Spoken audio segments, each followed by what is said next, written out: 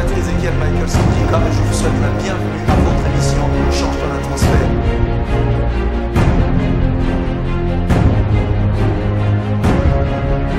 Nous sommes en train de servir Dieu, mais plus avec la même gloire, plus avec la même énergie, parce que dans les cœurs il y a la soif de Dieu. Ma prière est que alors même que vous suivez cette émission, que la présence de Dieu entre dans vos maisons, que la présence de Dieu entre dans vos bureaux, que la présence de Dieu entre dans vos chambres là où vous êtes, et qu'une nouvelle visitation vous soit accordée.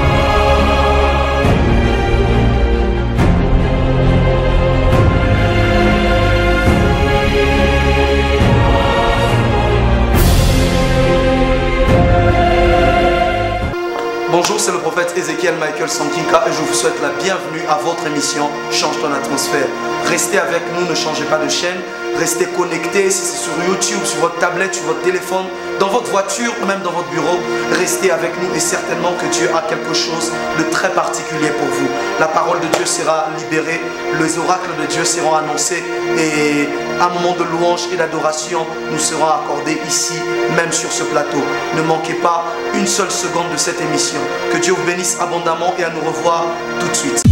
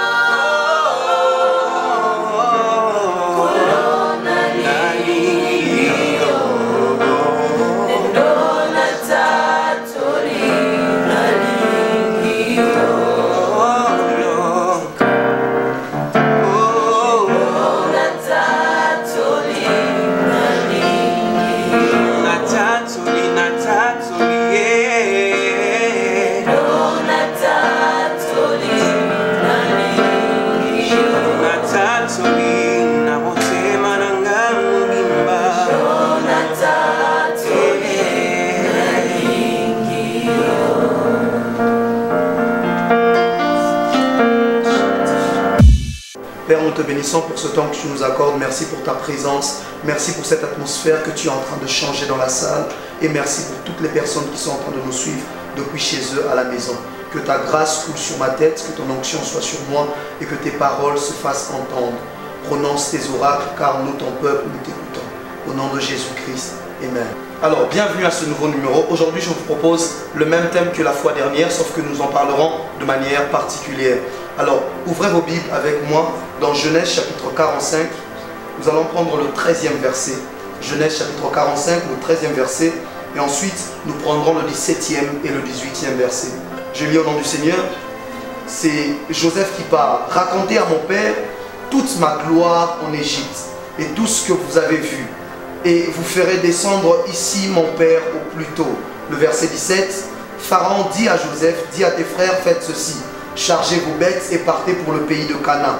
Prenez votre père et vos familles et venez auprès de moi. Je vous donnerai ce qu'il y a de meilleur. Ce qu'il y a de meilleur, j'insiste, ce qu'il y a de meilleur au pays d'Égypte et vous mangerez la graisse du pays. Alors, lorsque nous parlons de la nouvelle gloire de l'Église, ce soir, j'aimerais entrer un peu en profondeur, mais sous un angle différent. Lorsque nous parlons du mot gloire, le mot gloire en hébreu vient de deux mots principalement. Il y a le mot kabod et d'un autre côté, il y a le mot shekinah. Il y a le mot kabod et le mot shekinah. Mais le mot qui va nous intéresser ce soir n'est pas le mot shekinah, mais le mot kabod. Le mot kabod veut dire le poids de l'importance. Kabod signifie le poids de l'importance. C'est traduit aussi en français par gloire. Mais principalement, si nous voulons bien comprendre cela, cela signifie le poids de l'importance. Et il existe dans l'interprétation de la Bible une loi que l'on appelle la loi de la première mention. Que veut dire cette loi? c'est la loi qui fait en sorte que lorsque vous voulez comprendre un mot dans les Écritures, recherchez simplement là où il a été employé pour la première fois. Lorsque vous voulez comprendre un mot, recherchez là où ce mot a été employé pour la première fois. Et lorsque nous parlons du mot gloire, pour la première fois, le mot gloire est employé dans ce texte de Genèse 45. Lorsque Joseph est en train de dire à ses frères, allez dire à mon père toute la gloire que l'Éternel m'a donnée ici en Égypte. Allez lui raconter toute ma gloire en Égypte. Allez lui raconter toute la gloire que Dieu m'a donnée. C'est là que ce mot est employé pour la première fois. Et lorsque vous lisez dans le contexte, Joseph est en train de leur dire, allez raconter à mon père le poids de l'importance que vous m'avez vu en train de posséder en Égypte. Allez raconter à mon père la richesse que vous m'avez vu posséder en Égypte, l'autorité et le pouvoir que vous m'avez vu posséder en Égypte. Parce que ici le mot gloire signifie poids de l'importance. Ici le mot gloire signifie richesse. Ici le mot gloire signifie quelqu'un qui a une voix que l'on écoute. Est-ce que vous me suivez? Et donc, lorsque nous parlons de la nouvelle gloire de l'Église, ce n'est pas simplement de la gloire dans la manifestation de la présence de Dieu, mais aussi dans la gloire, dans le poids de l'importance que l'Éternel est en train d'accorder à l'Église en cette saison. Nous parlons de gloire, mais aussi comme la richesse que l'Éternel est en train de donner à l'Église en cette saison. De telle sorte que nous serons comme Joseph en Égypte, mais avec une richesse incroyable, avec une autorité incroyable.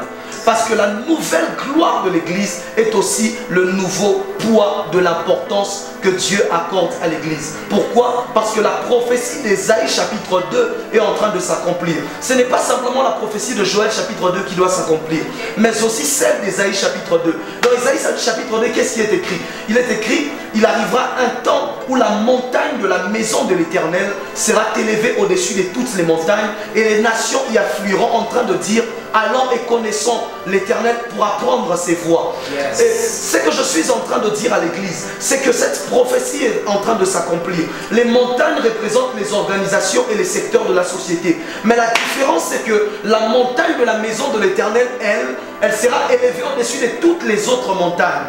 S'il y avait une plus grande montagne, ce sera celle de la maison de l'Éternel. Il faut qu'il y ait une plus grande montagne qui a plus d'influence, plus d'importance, ce sera celle de la maison de l'Éternel. Et Dieu est en train de renouveler la gloire de l'Église, est en train de lui accorder une gloire nouvelle, un poids d'importance nouveau, une richesse qui va surprendre les gens. Parce que lorsque Dieu a voulu donner à Joseph l'Égypte, il suffisait de lui donner une chose. Il suffisait de lui donner l'économie de l'Égypte. Pour que Joseph possède l'Égypte, il fallait simplement que Dieu lui donne de posséder l'économie de l'Égypte. Parce que lorsqu'il a interprété simplement le songe de Pharaon, Pharaon lui a dit, à qui d'autre confierons-nous ces choses si ce n'est celui qui a en lui l'esprit des dieux? Et ce jour-là, Joseph a commencé à posséder l'économie. Parce que celui qui possède l'économie possède l'influence. C'est pour cela qu'en cette saison, Dieu est en train de faire en sorte que l'Église va posséder une économie qui va étonner tout le monde. Une dimension de richesse qui va étonner tout le monde. Parce que celui qui possède l'économie d'un pays possède le pays. C'est pour cela que vous allez vous rendre compte, lorsque vous arrivez dans des pays comme les États-Unis, vous verrez qu'il y a de ceux-là qu'on appelle des grands électeurs. Ce sont qui? Ce sont des gens qui ont leur voix pendant les élections pèse. Pourquoi? Simplement parce qu'ils possèdent une grande partie de l'économie du pays. Certains d'entre eux sont dans le pétrole, certains d'entre eux sont dans l'industrie textile ou quoi que ce soit. Mais simplement parce que si ces personnes décident de retirer leurs biens du marché, l'économie du pays va prendre faillite. Alors on leur donne des voix importantes, on les appelle des grands électeurs. C'est pour cela qu'en cette saison, Dieu va donner à l'Église de posséder l'économie des nations. En cette saison, Dieu va permettre que l'Église soit celle qui n'a pas simplement les rababas ou les prières, mais de posséder aussi des richesses qui vont étonner toutes les nations, de telle sorte que les nations dépendront de l'Église et auront besoin d'aller vers Joseph pour pouvoir manger les 5 années à venir. On aura besoin d'aller vers Joseph pour pouvoir être sécurisés, pour pouvoir être protégés. Parce que nous sommes effectivement comme Joseph. Joseph n'était pas dans son pays. Joseph n'était pas dans sa patrie, mais dans une patrie étrangère. Dieu lui a donné de l'influence. De la même manière, nous, Église, nous ne sommes pas dans notre pays. Nous ne sommes pas dans notre patrie. Car notre patrie, c'est le ciel. Notre patrie n'est pas la terre. Jésus dit dans Jean chapitre 15, vous allez lire cela, il est écrit, vous êtes dans ce monde, mais vous n'êtes pas de ce monde. De la même manière, nous sommes dans la terre, mais nous ne sommes pas d'ici. Mais alors que nous ne sommes pas d'ici, ici sur cette terre, Dieu est en train de donner à l'église l'influence. Et l'influence que Dieu sera en train de donner à l'église passera principalement aussi par l'économie et par le pouvoir de la richesse que l'église sera en train de posséder. Est-ce que je suis en train de parler à quelqu'un? Je suis en train d'annoncer à la ville de Bukavu que Dieu est en train de faire posséder à l'église des richesses qui vont étonner plusieurs. Mais pourquoi cela? Parce que simplement, lorsque vous analysez les Écritures, il est écrit la sagesse du pauvre est méprisée. Proverbe nous dit la sagesse du pauvre est méprisée. Vous savez pourquoi on a méprisé l'église toutes ces années? Simplement parce que très souvent l'église était une église pauvre. Alors les gens pouvaient mépriser l'église, on pouvait insulter les hommes de Dieu comme on voulait, on pouvait dire ce sont des quémandeurs, des aventuriers et des gens qui viennent pour chercher l'argent des gens. Simplement à cause du standard économique dans lequel l'église était. Mais maintenant, Dieu a décidé de shifter les choses. Dieu a décidé de changer les choses et d'élever le niveau économique de l'église. De telle sorte que l'on ne pourra plus mépriser la sagesse de l'église à cause de sa richesse. La sagesse du pauvre est méprisée, frère. Imaginez-vous, un pauvre s'arrête en route, et commence à parler à des gens. Il commence à dire des paroles de sagesse, alors que ses vêtements sont déchirés et qu'il est très sale. Presque personne ne s'arrêtera pour l'écouter. Presque personne ne s'arrêtera. Tout le monde le regardera avec dédain et passera sa route. Mais imaginez que quelqu'un d'autre, très bien vêtu, plusieurs voitures stationnent, un très bon podium, sur la même route, le même jour, en train de dire la même sagesse. À cause de la manière dont il est présenté simplement, plusieurs voitures s'arrêteront pour l'écouter. Plusieurs personnes parqueront leur voiture, les mettront de côté pour écouter quelle est cette personne aussi riche que celle-là qui puisse prendre de son temps pour parler en route. Les gens seront intéressés simplement parce que la personne possède des richesses. C'est pour cela que maintenant est venue la saison où l'on ne pourra plus mépriser l'église, parce que l'église possédera les richesses des nations. Je suis en train de dire à l'église de Bukavu, une église de Bukavu, là on a tellement méprisé les hommes de Dieu. Lorsque vous êtes dans cette ville de Bukavu, tout le monde se fout des hommes de Dieu. Tout le monde se moque de l'église. On se moque des chrétiens. On se moque de tous ceux qui sont par-ci par-là. Mais maintenant, cela ne sera plus le cas, parce que l'église possédera l'économie, parce que l'église possédera le secteur minier, parce que l'église possédera l'industrie, parce que les hommes de Dieu ne seront pas simplement du haut de la chair, mais seront aussi des grands businessmen qui seront en train de posséder tout ce qui est économique et leur voix comptera. On viendra les chercher, non pas pour recevoir la prière simplement, mais aussi parce que l'on sait que c'est eux qui possèdent les richesses. Imaginez-vous, si dans un pays, on sait que c'est l'église qui a la richesse, combien est-ce que l'on écoutera la voix de l'église? Frère, le mot gloire veut dire aussi richesse. Il a dit, allez dire à mon Père toute la gloire, tout le poids de l'importance que l'Éternel m'a donné ici en Égypte. Nous sommes comme Joseph. Nous sommes comme Joseph. Nos frères viennent de loin, mais ils ont besoin de voir la gloire que Dieu nous a donnée en Égypte. Les Jacob vont venir de loin. Les païens voudront se convertir. Mais parfois, ils auront besoin de voir la gloire que l'Éternel nous a donnée en Égypte. Et c'est maintenant la saison où ces choses seront en train de se produire dans l'église. Restez avec nous sur ce plateau et nous revenons très bientôt. Vous allez suivre cette petite vidéo et nous allons revenir sur ce même plateau pour continuer notre message de ce soir. Que Dieu vous bénisse.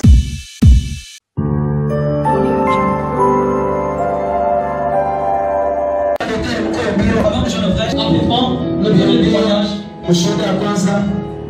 Qu'est-ce qui s'est passé? Qu'est-ce qui s'est passé? Dieu agit en vous, papa. Parle. Nous avons notre sœur Grâce. La sœur Grâce, vous allez prophétiser sur le nez de travail. Yes. En fait, notre sœur, elle a été appelée le mardi.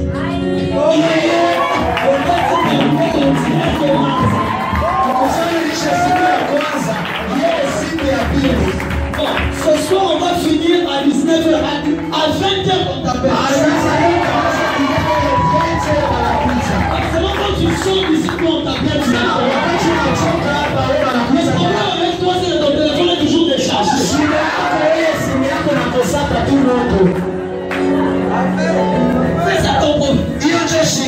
Il n'y a même pas de face pour recevoir le miracle. My father, my father. Il a déposé ni CV, ni demande d'emploi. Ni demande d'emploi. Peut-être pas le numéro de téléphone. Yes, papa. On t'a appelé. On me demande, est-ce que tu peux travailler?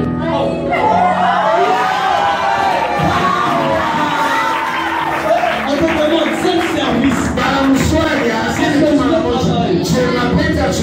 Pourquoi? On m'a dit qu'il y a un poste Pour toi. Oui. Il me suffisait juste d'appeler les PDG. C'est tout. Oui.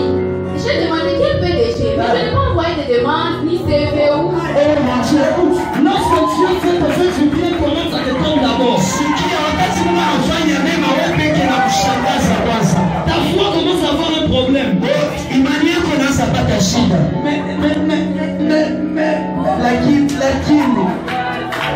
que Dieu te fasse dire, mais. Oh non, non! Chose grave. J'ai appelé les PDG. Non, ça c'était pas grave. Il m'a donné les rendez-vous jeudi. Ah. Tellement que j'avais peur. Oui, j'avais peur. Yo. Ma soeur m'a accompagné. Ah. Quand il m'a Ma dit... soeur, Oui. Ah. Quand il m'a dit, il m'a dit, je ne vais pas t'imposer des postes. Choisis toi-même des postes.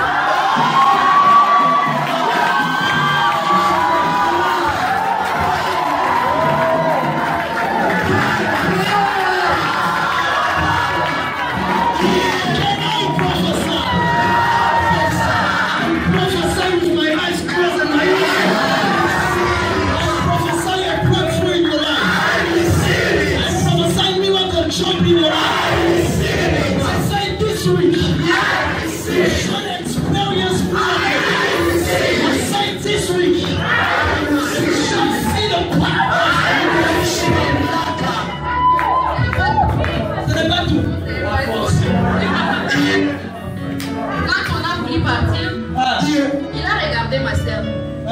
Il a posé la même question à ma soeur. Et toi, quel poste veux-tu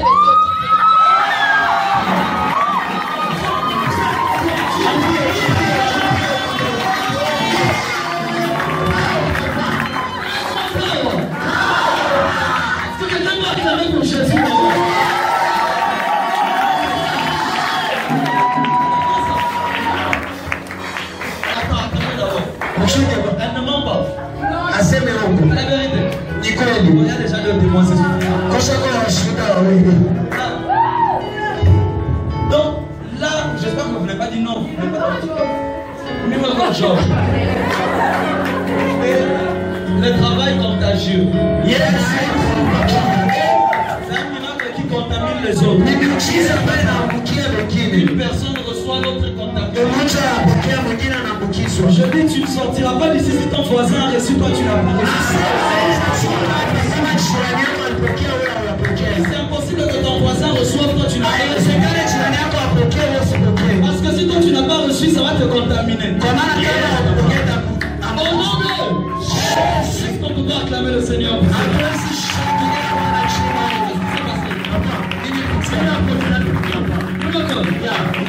La parole des prophètes ne périt jamais. Yes. Notre frère Frédéric, il y a cela 3 ans, lorsqu'on était dans la salle esthétique. Yes. Vous lui avez prophétisé qu'il aura un emploi dans les finances. Or, il a fait les droits. Ah oui, je me rappelle. Et le mercredi, il a été appelé. Non, c'est là. Quand les autres recevaient, toi tu étais au bout.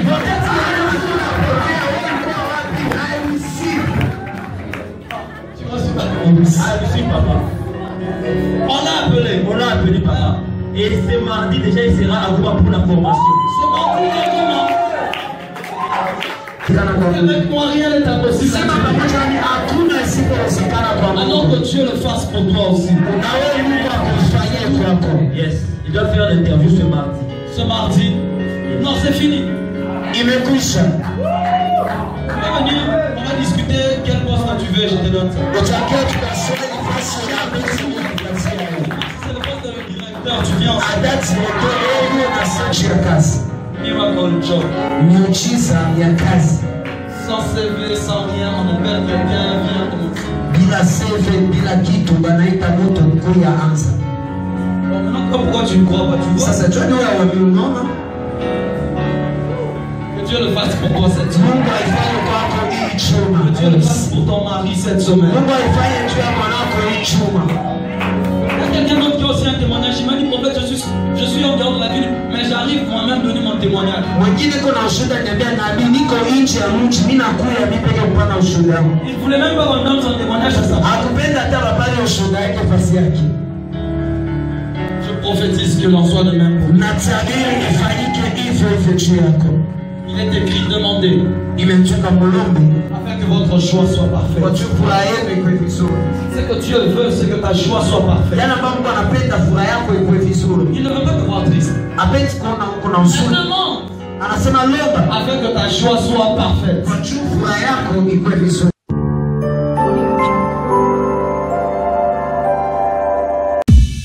Nous sommes déjà de retour sur ce plateau. J'étais en train de dire que la nouvelle gloire de l'Église, le mot gloire parle aussi de richesse et de poids, d'importance. Je suis en train d'annoncer à quelqu'un que Dieu a pris la décision de changer ta situation économique et financière. Je suis en train de parler à un chrétien dont on s'est moqué, qu'on a méprisé, que Dieu a pris la décision de changer cette situation.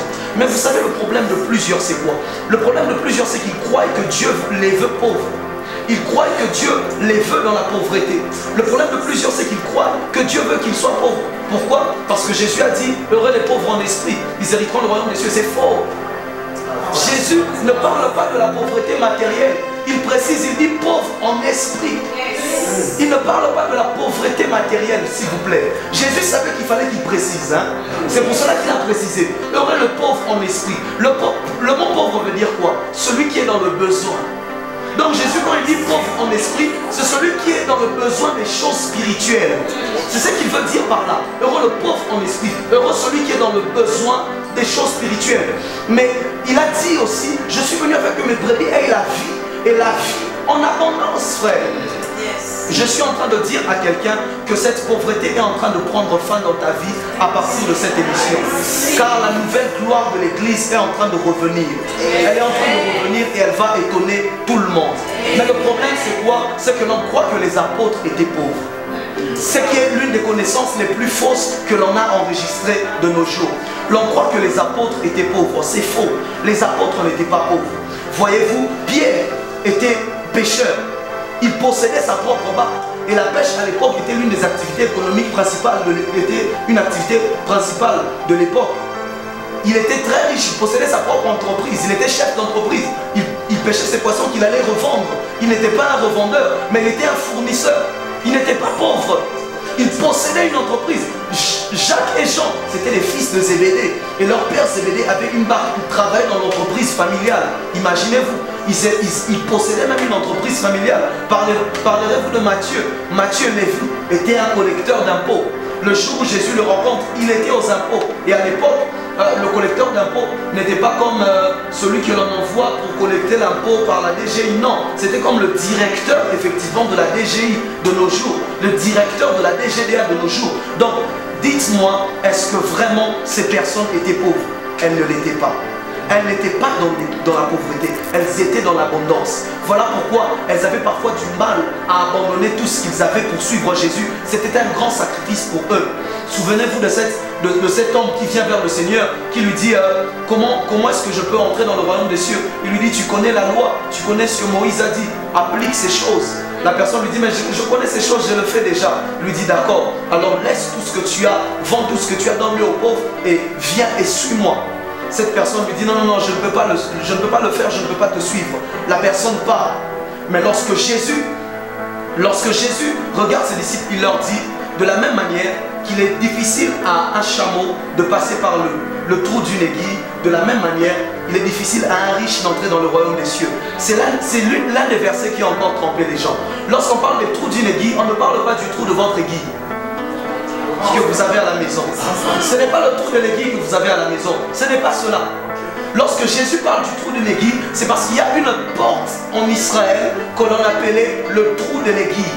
Il existe une porte en Israël que l'on appelait le trou de l'aiguille. Et lorsque le chameau devait passer par cette porte, il devait baisser sa tête afin de passer par la porte. Ce n'était pas impossible pour lui, mais simplement il devait baisser la tête pour passer par la porte. Il devait accepter un sacrifice pour passer par la porte, et parfois on devait lui ôter les marchandises qu'il avait sur lui pour qu'il passe par la porte. Pas le trou de votre guide. Et regardez la réaction des disciples lorsque Jésus a dit cela. La réaction des disciples, c'était quoi? Ils ont posé la question, ils ont dit, mais qui héritera alors du royaume des cieux si c'est impossible aux riches? Parce que tous ils étaient riches.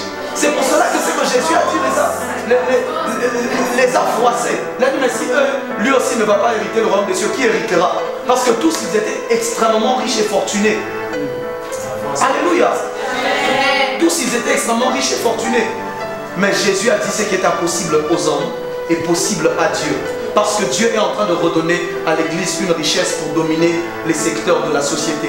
Celui qui possède les richesses a une voix au Parlement, il a une voix au gouvernement, les gouverneurs viendront le chercher parce qu'il est riche. Mais sois pauvre, tu peux prier tant que tu veux, personne ne viendra te chercher, aucune autorité ne viendra vers toi. Mais ce que je suis en train de dire, c'est que Dieu est en train d'élever le niveau économique de l'Église à un niveau particulier.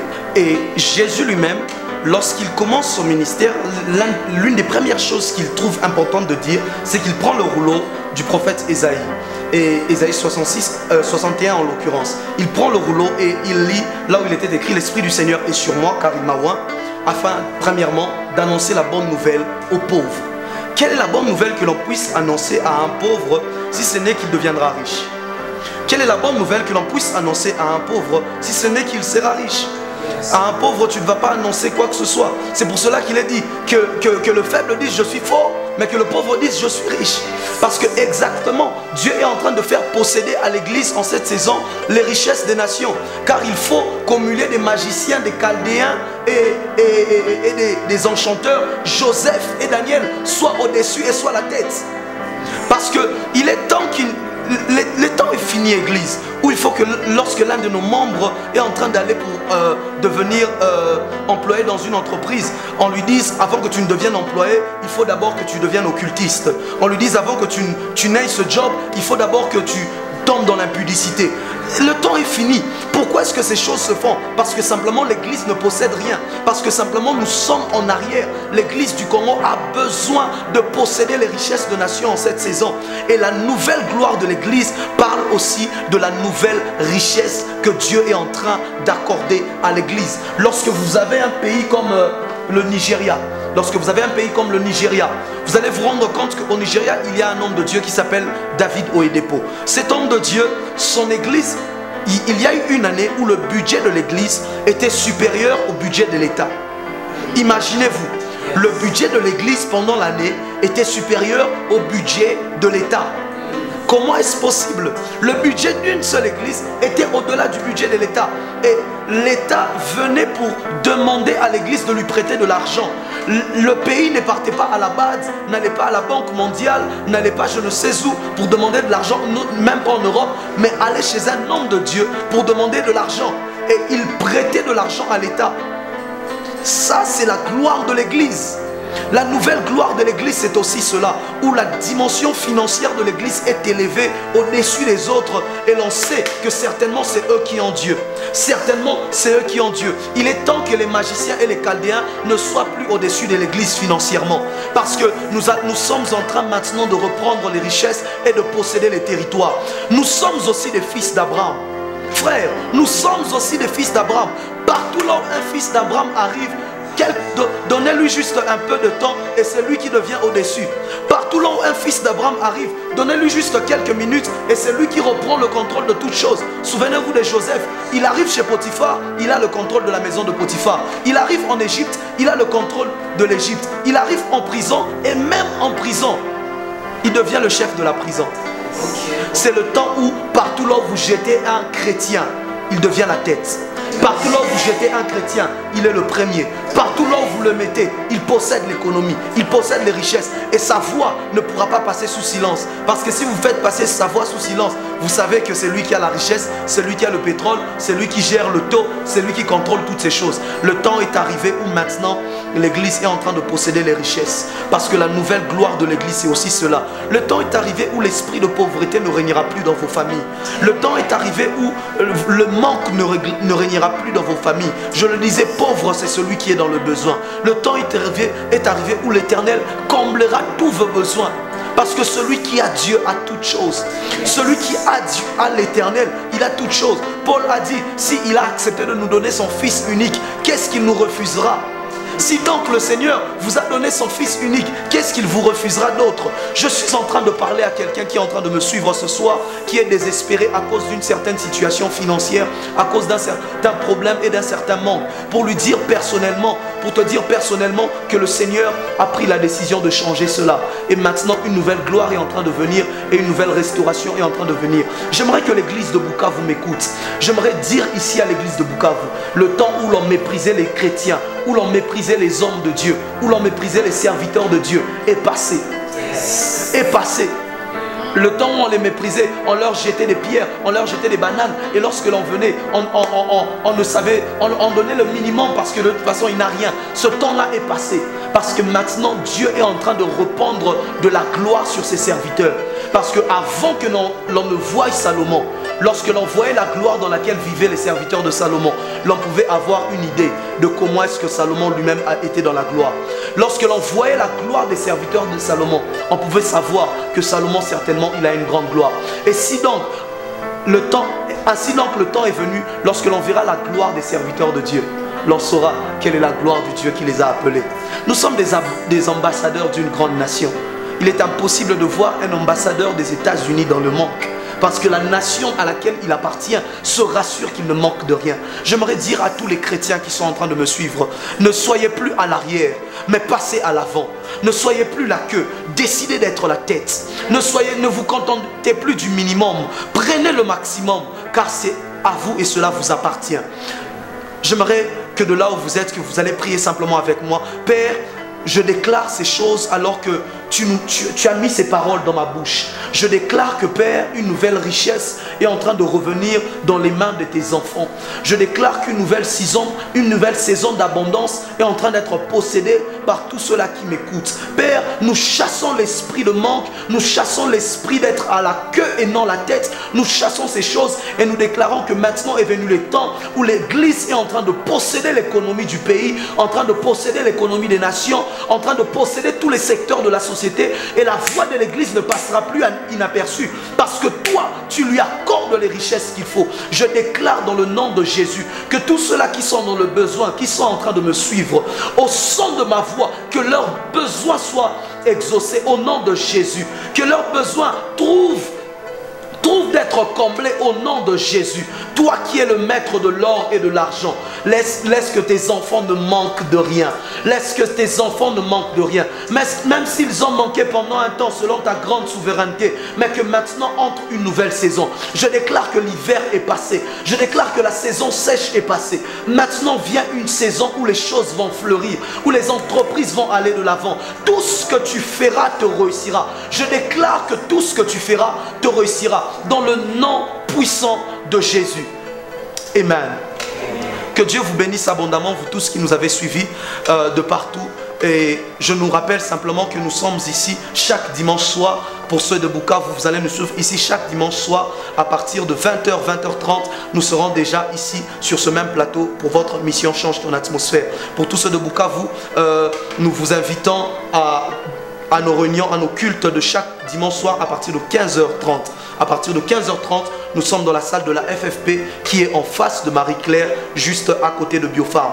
Ne manquez pas cela, il y a des choses incroyables qui se passent. Nous recevons des témoignages et des témoignages chaque jour. Le Seigneur Jésus-Christ est réellement ressuscité. Alors venez passer ces moments avec nous sous une atmosphère prophétique, sous une atmosphère de miracle, avec des enseignements de la parole, des choses que vous n'avez peut-être jamais écoutées. Alors s'il vous plaît, hâtez-vous, venez de partout, ne laissez personne à la maison. Venez ensemble chaque dimanche soir à partir de 15h30 dans la salle de la FFP en face de Marie-Claire à côté de l'hôpital Biofarm. C'était le prophète Ezekiel Michael Sonkinka, votre serviteur. Que Dieu vous bénisse et à nous revoir pour le prochain numéro.